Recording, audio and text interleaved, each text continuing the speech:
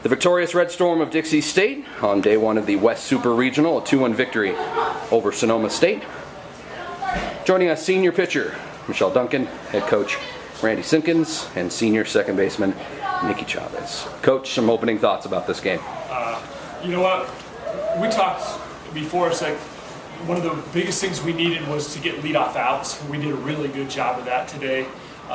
Limits what Sonoma wants to do offensively, run bases, hit runs, a few things like that. So we were really good that way. We didn't swing it as well as we'd like to, but you give Amanda credit. She's a good pitcher. She's won 20-something games this year, so she's pretty good.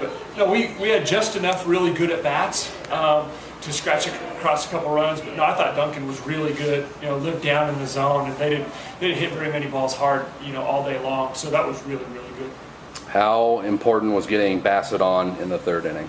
Oh, she changes the complexion of the entire game anytime she's on. She's able to steal bases, and if you make any kind of mistake, on a ball, she's going to take an extra base. She's going to be able to tag and score on almost any fly ball in the outfield just because of her speed. So it puts so much pressure, and we've got two or three, her and Chavez and Christy Johnson, and Bailey. With their speed, it really puts pressure on people, and you got to be really solid defensively, and if you don't, we're going to get an extra base or a run.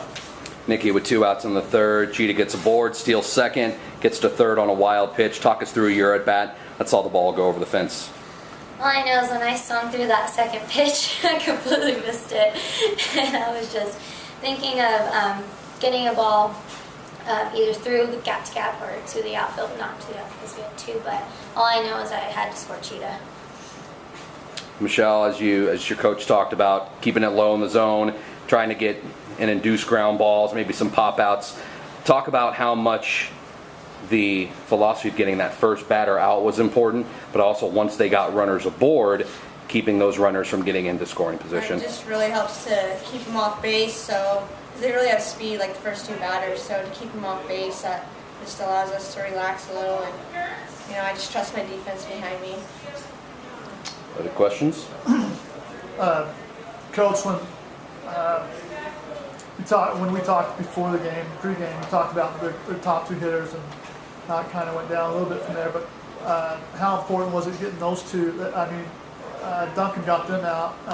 But again, that just changes the entire complexion of the game. If they can get those two on and start to move runners, and you put pressure on our defense a little bit, then maybe squeaky ground ball or a sac fly or something, and in a 2-1 game, it's really, really important to get leadoff outs. If you get a leadoff runner on, you're able to bunt him to second, then anything that gets through might have a chance to score a runner. So no, we were pretty good today as far as obviously getting those two out was huge, but getting leadoff outs for almost all of the inning. I think they only got one time out of the 7. Correct me if I'm wrong. They might have only got one time that they had the leadoff runner on.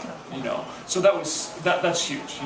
Again, it's hard to control the tempo defensively. But doing that really swung the momentum back into our favor. Michelle, it seemed like you were putting the pitches right where Marla wanted them the whole game. Just talk a little bit about your connection that you guys had today. Just like we work together all the time, and especially in games. I'm just comfortable with her and how she catches. I knew today that I needed to hit spots right where Coach called them, so I work well with Marla.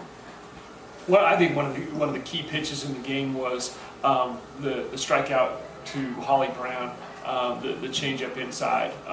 Kid's a good hitter. She's been, I don't know if she's a junior or senior, but we've seen her for a long time.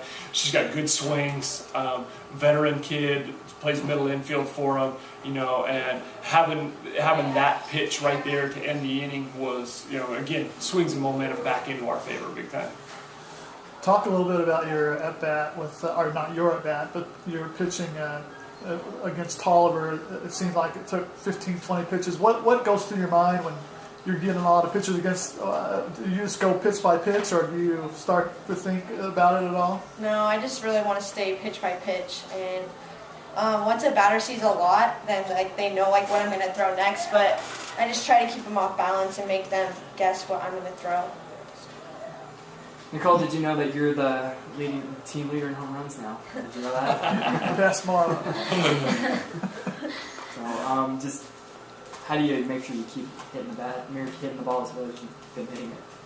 I mean, I like to not think. I mean, I think the best thing is to just go up there and have fun and hit the ball. I mean, there's no reason to be nervous. If you're playing a game you love, just have fun and go out there. One of her biggest compliments, and I'm going to steal this from one of her teammates, and I can't remember who said, is she has about the shortest memory ever. You know, as far as if something goes bad, she's able to shake it really quick. You know, she doesn't carry it onto the field very often, and she doesn't carry it at bat very often. You know, and most of these kids are really, really good because they're really hard on themselves. You know, well, that's kind of becomes a curse sometimes because you know you carry that. You know, I didn't succeed, so you carry that a little bit longer than you should. She shakes it really, really quick. You know, whether it's pitch to pitch or at bat or game to game, she has really short memory as far as that goes. And you know, just see ball, hit ball. One thing I noticed is even though there really wasn't too many strikeouts, it was mainly you know the grounders, but even the grounders were really hard hit, and they had lines, and you guys were in perfect field position. Does that, as far as the speed of their hitting, I mean, does that? No, I think we're fine. You know, they barreled up, you know, very few balls as far as pitches that we, you know, made a mistake on. You know, we didn't make very many mistakes. The ball that got into the outfield, the double, a little up. You know, she threw it where we needed it, but it was a little up, and the girl made a pretty good swing on it. But you know, very few mistakes. You know, the balls that they foul down the line or whatever. You know, a lot of that is by design for every team in America. You know, they'll throw it in there to try to get you to swing at it, and now you're down 0-1 or 0-2. You know, so no, I was really pleased. We hit spots really well today. Yeah, when that play happened, I thought it was going to be a triple, but Sherwin, even though she missed it, she got to it quickly and made a great throw to second. Yeah, no, you know, she's a good outfielder. We expected her to make the play, you know, even though it was hit pretty hard. But no, she picked it quick and got it to it quick. You know, and that again saves us, you know, an extra base. Up 1-0 in the series, needing one tomorrow. Preparation, business as usual, not thinking too far ahead. That's Yeah. for everybody. Yeah, you know, do the same thing. You know, we've been in this position before, so you know, I told them it's one inning at a time. You know, you go win the inning. It's a little different tomorrow because we're in the visitor. You know, but same thing. You know, you go win one inning at a time and you know see what happens. Congratulations on the win. You're up 1-0 in the Super Regional, and we'll see you tomorrow at 1 o'clock for Game 2. Congrats. Thanks.